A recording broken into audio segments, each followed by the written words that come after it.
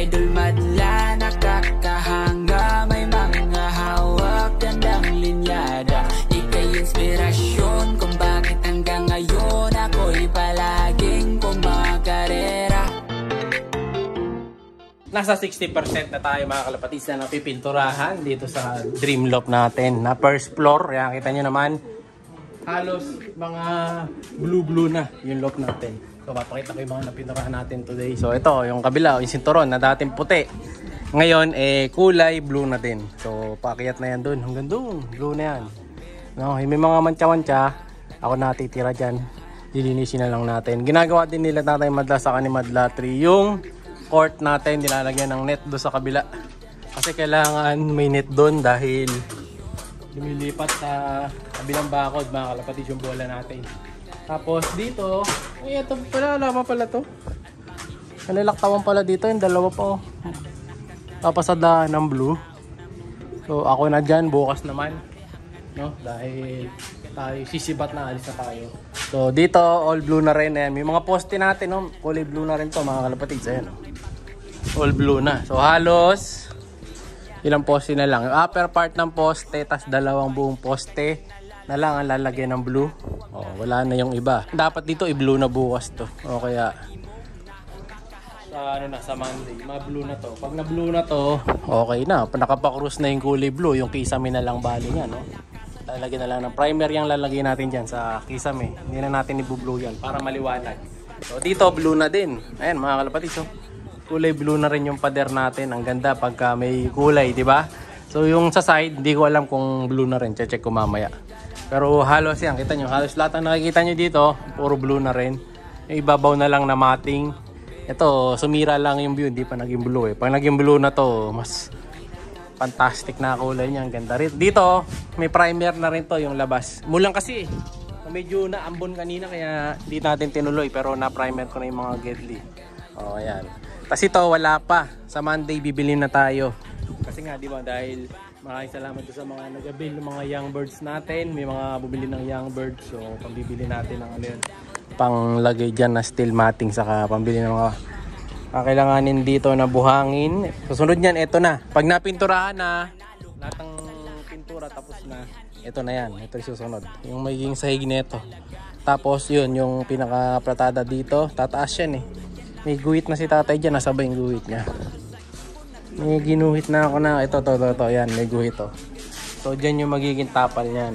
Ayan, pinaka-pratada pa yan. May guhit yan. Saka dun, diretso yan, papunta ron. Ayan, saka dito, may mga guhit na yung mga lalagay yung tatay. Kasi pininturahan kanina to. Ako na yung magpipintura pala dito to. Yung mga nalaktawan na yan. Akit ako bukas. Or sa susunod na araw sa kabila para pinturahan yung mga gilid. Yung poste, hindi pa tapos. Tatapusin pa. Ang mahirap na part dito is yung mga sulok-sulok. Ito may mga kalawang, mga kalapatids. Ayan, oh. Tatanggalin natin ang mga kalawang yan. Yung iba natanggal ko na eh. Tapos nilagyan ko na rin ng primer eh. Yung nasa taas natin. Yung mga tira-tira, tinapos ko na yan. Saka ako nakukomplituin na final kapag malaki na yung brush ko. Maliit kasi brush kong gamit dyan. So, tatry natin pag malaki kung mapapabilis. Tapos ito, primer na lang to. Winelding na rin ni tatay ito kanina eh. Ito, hindi na, okay na rin to. Okay no. Hindi naman nakakawala yung kalapate dito sa ganyan, no? Okay na yan. Pero kung may budget pa, pwede pang singitan to ng isang ano rito sa gitna. Kahit pampatibay. Ayan. Medyo nauga kasi. Pero dahil kasi yung ibaba, hindi pa nakakapit. Ayan, no? Pero pag nagkakapit ko to, pwede na, oh, di ba? Hindi na ganun kalikot. No? Okay na, kalapate naman ang kukulong dito, hindi na mag-gorilla. Kaya okay lang na ganyan. Hindi masyadong ma-frame. Pero maganda pa rin may frame, di ba? Pero dahil low budget, low cost tayo, hindi na kailangan. No? Ito meron na din. Welding na rin pala to. Yung mga ibabang part na lang. Ayan, medyo nagalaw din, nauga din. Dahil nga walang suporta. Ito dito, ito meron na to.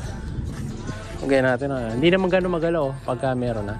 Tapos yung ito, yung nilagay natin dito, ito yan eh, nandito sa mga itik namin. So kukunin na kasi yung mga itik na to, ipampipiesta na. So ginawa mo ng takip na ito sa taas nila kasi tumatakas eh. So dito naman lalagay yan sa kabila na to. Buo yan, ito yung sa ilalim niya. Ay hindi, hull na yata yan. Hull na yan. no? So isang diretso na yan dyan. So konti na lang mga kalapatids, matatapos na rin ito, magiging all blue na.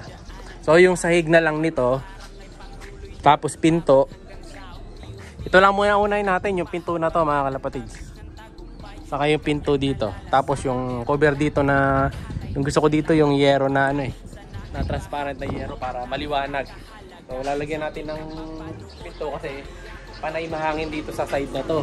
So magbubumbog ng hangin yung alapati natin, yung mga breeder, no? Iniiwasan natin yung kasi lakas maka one eye call nung pag laging malakas ang hangin. Kasi malakas ang hangin sa atin dito, di ba? Dahil likod natin open space. Kaya lalagyan ng cover tong harapan. Yung harapan lang, yung gilid wala na, no? Kasi lalagyan naman ng ano yun ng bato yan, yung kabila na yan. Tapos sara na yan. Magiging presko. So ito yung unahin natin, yung pinto na to. Ayan, saka yung pinto dito. Pwera dito sa taas. Itong mga itaas na to, habol na lang yan. Susunod na yan. Ang mahalaga kasi yung magamit, ito. Prioritize natin to. Ayan, pag nabuo na namin yung square na to, saka natin lalagyan ng ano to, flooring. Tapos yung mga divider. Tapos yung bawong. So, unti-unti lang. Para kahit pa paano, magamit na natin yung kabilang side na to, di ba? Pag nagamit na to, maganda na. Tapos pati yung side doon sa kabila, gagawin din natin ano to loft to Ito, gagawin din natin loft yan. Ayan, oh. Gagawin natin isang section ng kalapati to. Siyempre, magkakaroon din ng ano yan to. Magkakaroon din ng pinto to. Pero huli-huli na yan.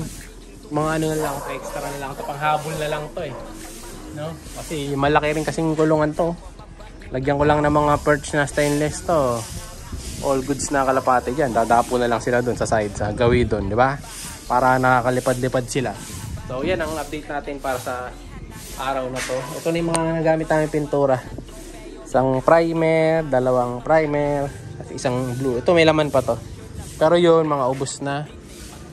Meron pa yata doon. Ito meron pang may laman. So, pangatlo na palang primer ba yun. Tapos ito, may laman pa to. So sa blue pala, nakakaisa pala yung blue. No, matipid pala yung blue. Nakakaisang blue pa lang. O may isa pa doon. Pangalawang blue. Mas matipid pala yung blue. Pero hahabol yan. Madali palang maubos yung primer natin. O ayan, yan na lang. So sa next update ko, makikita niyo yan. All blue na yan, yung mga poste, saka yung sa harapan. So ito, mahuli na yan pag natapos na tong lahat. Kasi last na part na to no? Dahil wala nang pipinturahan, no choice na, ito nung ibabaw. Tapos sakit na tayo sa second floor. Kasi yung ibabaw nung wala pa, di ba? Yung nasa taas, wala pang kulay. Nalaktawan natin yun nilaktawan. Ayan o. Yan naman na susunod. Yan naman na susunod na bubulo natin. No? Next na yan, next. Tiuti lang, may naang kalaban. Ayan. Siyempre may mga available pa rin tayo, mga young birds. Sa mag-PM lang kayo. Yung mga young birds natin doon, yung hindi pa natin train, pwede pa sila doon, saka yung mga nasa taas. So, sa chat lang kayo, marami tayo available. Lalo sa likod, yung mga speed bird. Tapos yung mga pang south, saka north natin, dito sa taas. So, alam na dis mga kalapatids, ha? Ayusin muna namin yung court. Siya'y kalapatistang napakagaling na kinakilala.